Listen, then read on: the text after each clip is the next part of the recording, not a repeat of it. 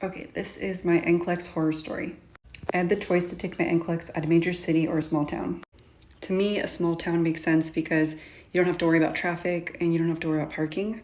So that's where I signed up to take my test. So I get to this testing site in the middle of nowhere. There's like 15 other people also taking a proctored test. So I start my exam and I literally feel like I'm answering every single question wrong. So you're not supposed to look at what number question you're on or else you'll psych yourself out. But I did, and I was on question 60 when all of a sudden the power went out in the building. All 10 or 15 of us had to just sit at our desks and stare at our blank computers in this dark room with no power for 30 minutes. The whole time I was thinking this was my get out of jail free card because I felt like I wasn't answering the questions correctly and maybe I could come back and retake it since the power went out. But no, the power comes back on and it's actually exactly where I had stopped on question 60.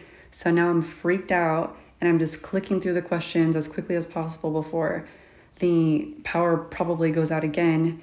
And I get to question number 75 and then the test shuts off. I was told you can get to question 75 if you answered enough correctly, or if you answered enough incorrectly, the test will just stop testing you at that point.